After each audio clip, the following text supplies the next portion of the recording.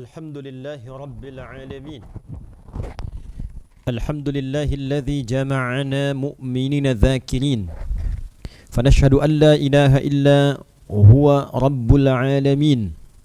Wa nashhadu anna Muhammadan abduhu wa rasuluhu alladzi ursila rahmatan lil alamin.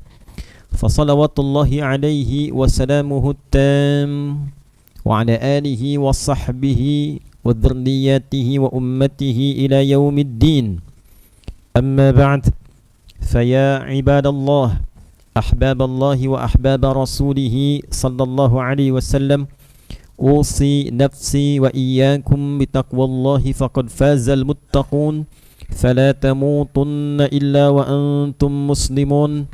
Faqala ta'ala, ya ayyuhalladzina amanu ittaqullaha haqqa tuqatih wala tamutunna illa wa antum muslimun. Hadirin jamaah Jumat rahimani wa rahimakumullah.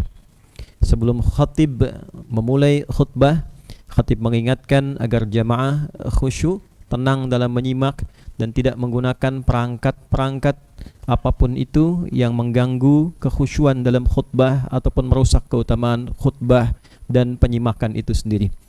Hadirin, kita awali Jumat ini dengan bersyukur pada Allah Subhanahu wa Ta'ala. Kita diberikan kesempatan menjalani kehidupan saat sebagian saudara-saudari kita telah mendahului menghadap Allah Subhanahu wa Ta'ala. Kita bersyukur kepada Allah, di antara yang masih diberikan kesempatan berkehidupan, kita diberikan kenikmatan untuk beriman. Dan kita bersyukur kepada Allah, di antara sekian hamba Allah yang menyatakan dirinya beriman, kita diberikan kemampuan untuk membuktikan keberimanan itu dengan menunaikan ibadah Jumat berjamaah. Semoga Jumat kali ini dijadikan oleh Allah Subhanahu wa Ta'ala sebagai Jumat yang berkah, sebagai Jumat terbaik dari sekian Jumat yang pernah kita lalui.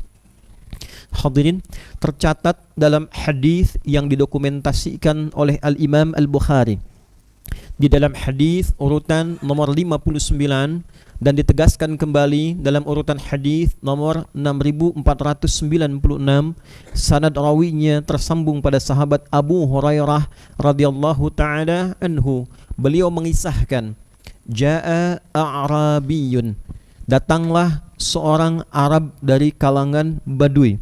Ada Arabun, ada A'rabi, itu berbeda. Arabun, Arab kota yang beraktivitas di suasana kota. Kalau digambarkan area sekitar Mekah itu area kota. Kalau dia sudah bergeser ke padang pasir, maka berubah namanya menjadi A'rabi, yang karakternya pun berbeda. Arab perkotaan cenderung tutur katanya lembut, cenderung punya etika sopan dalam beraktivitas, attitude yang cukup baik. A'rab, orang Arab dari daerah gurun, dari padang pasir, karakternya agak lebih keras, penyimpangannya agak lebih tinggi, tapi keunikannya kadang-kadang membawa inspirasi dengan keluguan yang ditampilkan itu. Seringkali yang ditampilkan di dalam Al-Quran adalah kisah-kisah tentang Arab-Arab dari pedalaman ini yang dengan keunikan mereka membawa inspirasi bagi kehidupan kita semua. Satu kali datanglah seorang Arab Badui ke masjid Nabi sallallahu alaihi wasallam. Di majlis beliau ketika Nabi sallallahu alaihi wasallam sedang menyampaikan tausiahnya. Tidak disebutkan apakah sedang berkhutbah, tidak disebutkan apakah sedang memberikan mau'izah hasanah. Digambarkan bahwa beliau sedang yuhaddithu ashabahu, menyampaikan pesan-pesan kepada para sahabatnya. Tiba-tiba Arab Badui ini memotong pernyataan keterangan Nabi dengan mengatakan kepada Nabi sallallahu alaihi wasallam berbentuk pertanyaan, matas sa'ah, kapan terjadi kiamat ya Rasulullah sallallahu alaihi wasallam? Nabi sedang menyampaikan pesan-pesan pada para sahabat, tiba-tiba diinterupsi dengan pertanyaan yang pertanyaannya langsung to the point. Ya Rasulullah, kapan kiamat terjadi?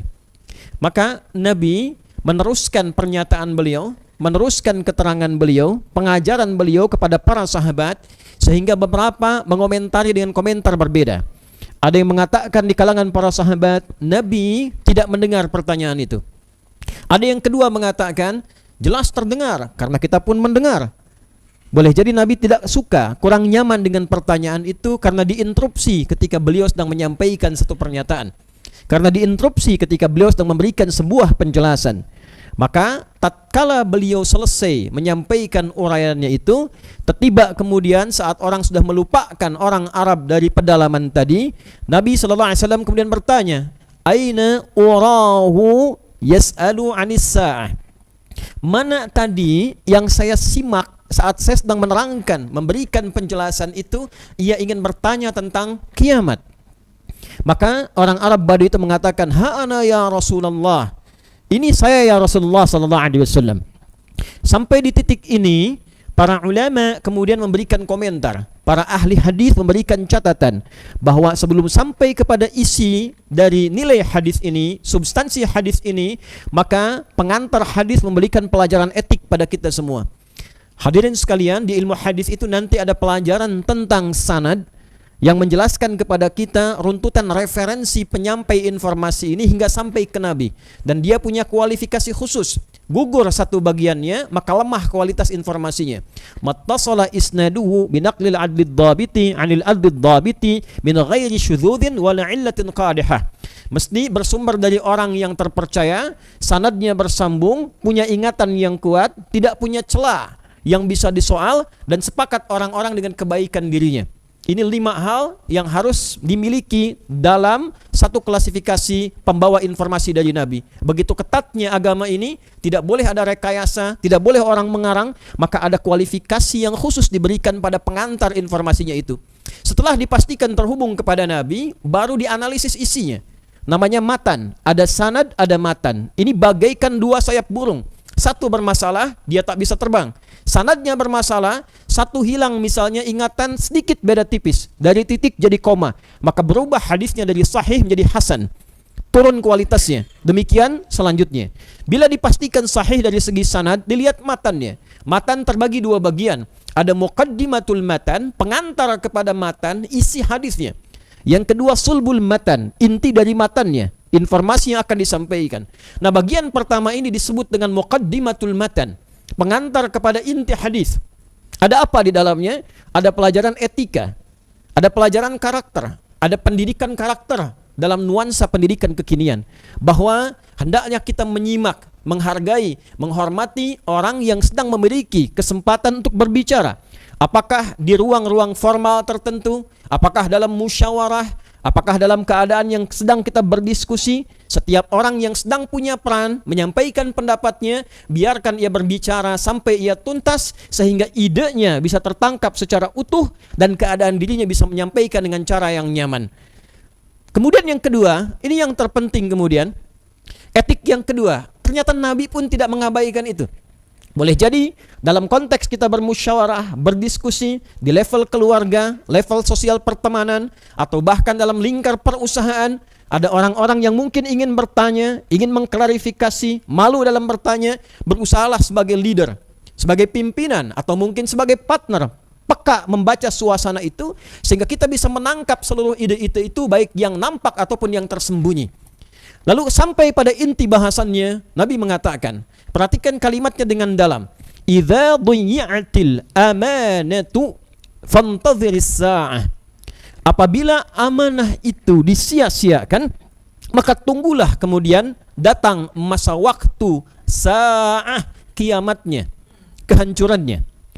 Lalu dikonfirmasikan oleh para sahabat, bagaimana dhiyatil amanah itu, amanat disia-siakan? Maka Nabi SAW memberikan penjelasan yang tuntas. Idza wussidal amru ila ghairi ahlihi fantadhiris sa'ah.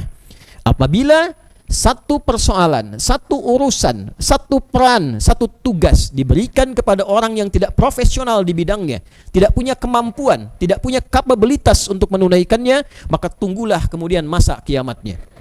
Hadirin, penting dijelaskan. Pembicaraan tentang kiamat, diskursus tentang kiamat terbagi kepada 3 pengertian.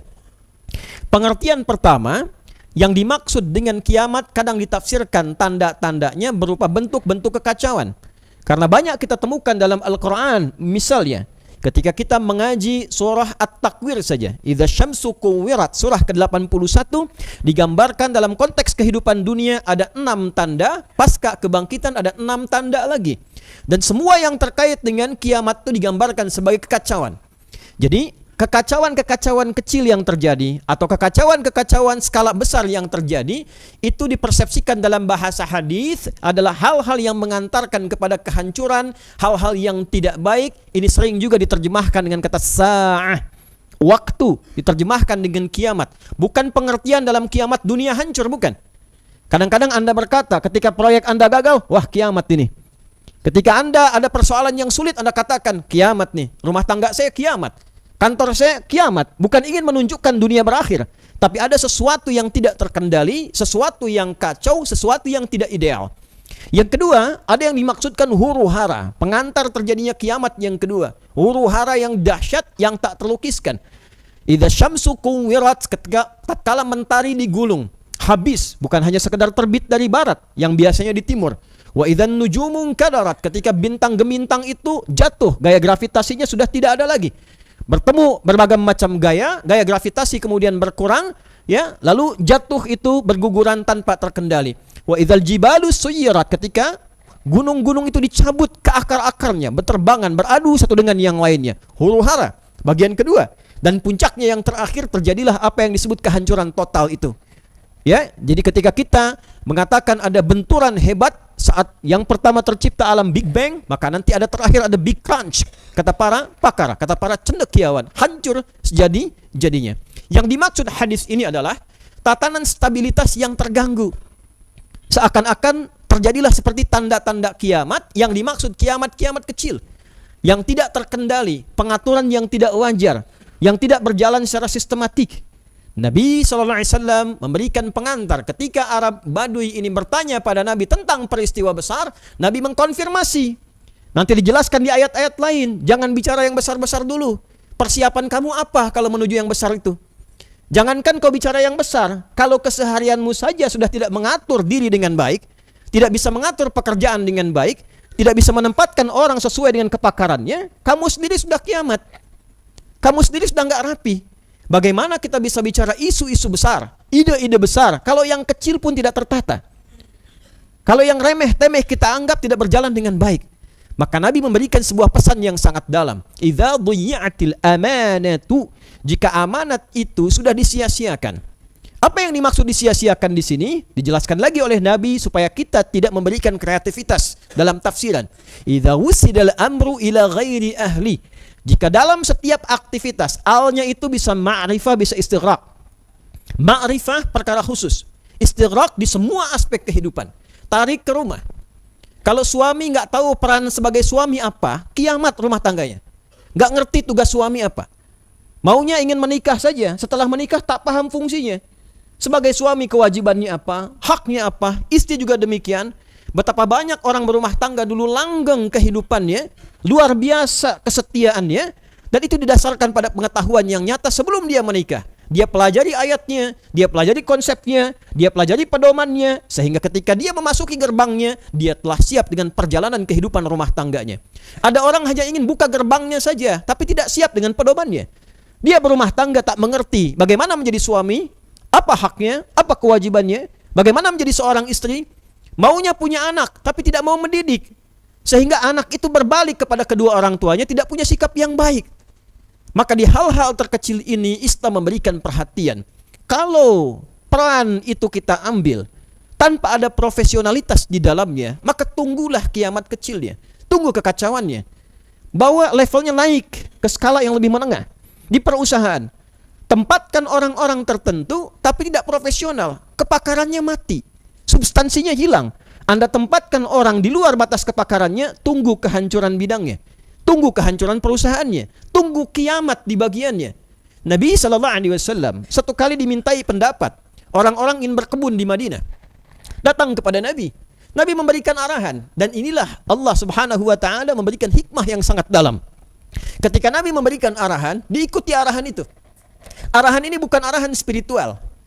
Arahan ini bukan konsep langit, bukan konsep nabawi, hanya berupa ide yang disampaikan secara refleks tentang orang yang bertanya bagaimana cara berkebun kurma. Maka ketika ide itu diikuti, Nabi yang menyampaikan singkat saja, bukan dengan sifat nabawinya, penyampaian ide refleksnya, diikuti, panennya gagal. Maka diadukan oleh orang-orang tadi, ya Rasulullah, ini gagal panennya. Apa komen Nabi? Kata Nabi sallallahu alaihi wasallam, "Au kama qala, antum a'lamu bi umuri dunyakum." Kalian ini lebih pakar dalam urusan dunia. Tugas saya ini mendampingi kegiatan dunia agar ada keberkahan di sisi Allah Subhanahu wa taala, agar punya nilai kebaikan dunia dan akhiratnya. Tapi urusan-urusan yang dunia ansih, dunia ta, yang pencarian materi, keuntungan dunia, bukan tugas Nabi di dalamnya. Tapi poin terbesarnya adalah Nabi ingin memberikan isyarat setiap orang ada masanya, setiap masa ada orangnya, setiap ruang ada tokohnya, setiap tokoh ada ruangnya. Anda tempatkan orang di divisi yang tidak sesuai dengan kepakarannya, maka komen Nabi, tunggu kegagalannya, tunggu kehancurannya.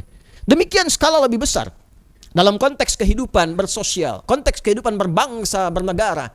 Jika ditempatkan sosok-sosok yang tidak capable, tidak punya kemampuan, tidak tahu prioritas, tidak tahu mengatasi persoalan, maka tunggu kekacauannya. Maka demikianlah sebagai seorang muslim, apapun profesinya. Ustaz, kembali kepada profesi ustadznya. Kiai, dalami itu semua, berikan pencerahan pada masyarakat. Kiai mengurusi yang bukan bidangnya, tunggu kekacauannya. Kiai mengurus kebun yang bukan bidangnya dan bukan bagiannya, tidak pendampingan kepada umat, tunggu kekacauannya. Demikian pula kita menempatkan seorang yang bukan pada bidangnya di perusahaan, tunggu kekacauannya. Suami tidak belajar fungsinya, tunggu masalah di rumah tangganya. Presiden memilih menteri yang tidak capable, tidak bisa mengatasi persoalan, tunggu keributannya.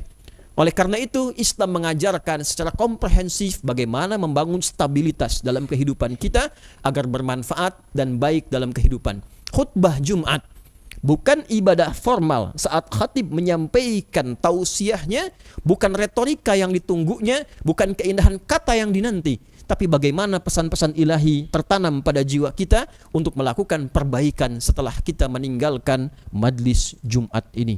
Pada akhirnya kita bermohon pada Allah Subhanahu wa taala agar hati kita dilembutkan untuk kembali menerima petunjuk-petunjuk Al-Qur'an, kembali menerima petunjuk-petunjuk Nabi sallallahu alaihi wasallam dan mengamalkan itu dalam kehidupan sehingga kedamaian, harmoni, ketentraman dan kebahagiaan serta kesuksesan dunia akhirat yang sering kita panjatkan, Rabbana atina fid dunya hasanah wa fil akhirati hasanah wa qina adzabannar, dapat insyaallah kita raih dengan ridha Allah Subhanahu wa taala. Bila dulu orang mengatakan bersama kita bisa, pulang Jumat ini kita katakan bersama Allah kita bisa. Barakallahu li wa lakum fil Qur'anil azim wa nafa'ani wa iyyakum bima fihi minal ayati wa dzikril hakim wa taqabbala minni wa minkum tilawatahu innahu huwas samiul alim. Ud'ullaha yastajib lana wa lakum jami'an.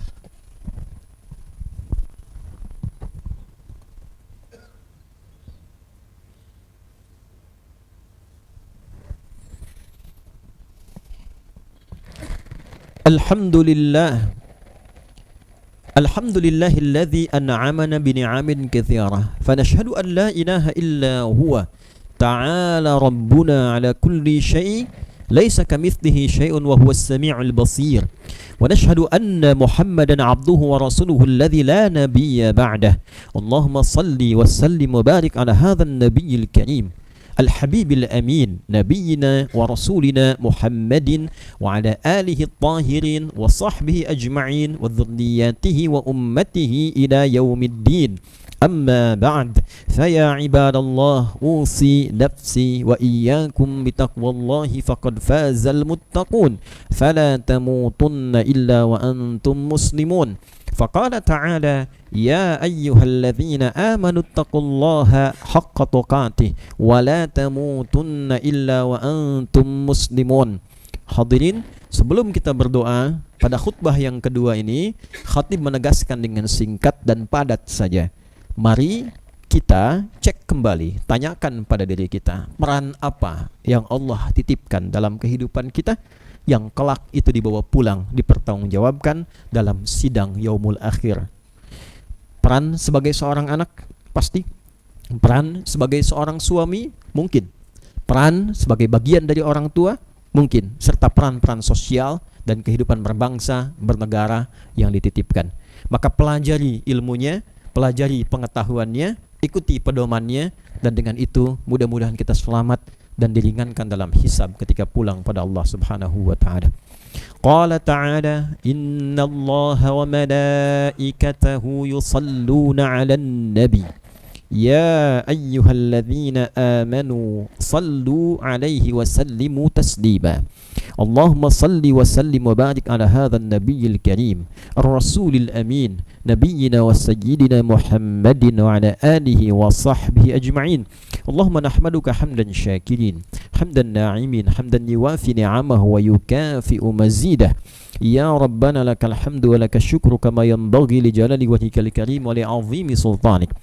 Allahumma ighfir lil muslimina wal muslimat wal mu'minina wal mu'minat al ahya'i minna wal amwat innaka sami'un qaribun mujibud da'wat wa ya qadhiyal hajat.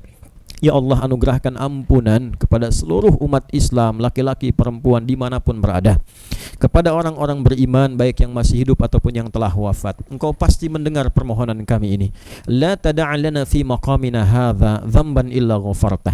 Kami khususkan, jangan biarkan ya Allah ada jamaah Jumat yang datang di tempat ini khususnya bila membawa dosa, kecuali Engkau telah ampuni seluruh dosa-dosanya.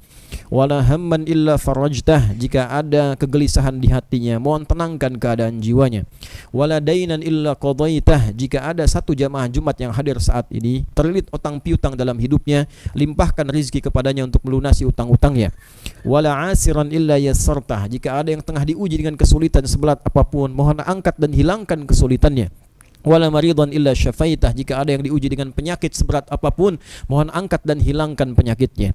Allahumma nakhussuka bid-du'a li ikhwanina wa akhwatina fi Sumatra, fi Aceh, Sumatra ya Allah Syamaliyah, Sumatra ya Allah Al-Gharabiyah.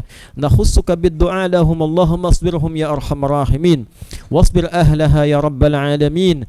Allahumma zid lahum quwwah warzuqna al-quwwah aidan linakuna ma'ahum ya arhamar rahimin. Ya Allah, kami khususkan berdoa di Jumat ini khususnya pada saudara-saudari kami, keluarga kami di Sumatera ya Allah yang tengah diuji, di Aceh, Sumatera Utara, Sumatera Barat khususnya ya Allah. Allahumma anugerahkan kesabaran dan ketabahan pada mereka, anugerahkan kekuatan pada mereka ya Allah, dan berikan kami kemampuan untuk membersamai mereka yang dapat menjadikan mereka memahami bahwa kami keluarga mereka tidak sendirian ya Allah. Beri kami kemampuan untuk mengamalkan ajaran-ajaran Islam, panduan-panduan dari Nabi Muhammad sallallahu alaihi wasallam, untuk saling membersamai dalam suka maupun duka. Allahumma ihfadz biladana Indonesia waj'alha baldatan thayyibatan wa anta tardaha, wahid sufufana wajannibna minat tafriqah, wahdi umara'ana liyahtadu ila hidayatik wa ila hidayati nabiyik sayyidina Muhammad sallallahu alaihi wasallam wa liyakhaffifu hisabahum yaumal qiyamah. Ya Allah, mohon jaga negara kami Indonesia, makmurkan negara ini ya Allah, satukan rakyatnya, jauhkan dari perpecahan, berikan hidayah pada seluruh pemimpin-pemimpinnya, berikan mereka kemampuan ya Allah untuk kembali kepadamu, menaatimu, memedomani petunjuk Rasulmu, untuk meringankan hisab mereka saat berpulang kembali kepadamu ya Rabbal Alamin. Wahfadh ulama'ana waj'alhum mukhlashina lakaddin. Ya Allah, mohon jaga para ulama kami, kiai-kiai kami, tokoh agama kami, ikhlaskan mereka dalam berdakwah, kembalikan mereka ya Allah pada fitrah untuk membersamai umat, berdakwah dengan cara yang baik, melembutkan, mencerahkan, membangun peradaban dan menyatukan. Rabbana unsur ikhwatana fi Palestin wa fi Sudan wa fi kulli makanil mubtalin ya arhamar rahimin. Rabbana atina fid dunya hasanah wa fil akhirati hasanatan wa qina adzaban nar. Ikfina ya rabbi halalika an haramik wa aghnina bi ta'atika an ma'siyatik wa bi fadlika amman siwak. Wa sallallahu ala sayyidina Muhammad wa ala alihi wa sahbihi ajma'in wa akhiru da'wana anil hamdulillahi rabbil alamin. Ibadallah, innallaha ya'muru bil adli wal ihsan wa ita'i dzil qurba wa yanha 'anil fahsya'i wal munkari wal baghi ya'idzukum la'allakum tadhakkarun wa la dzikrullahi akbar wallahu ya'lamu ma tasna'un. Aqimus shalah yarhamukum.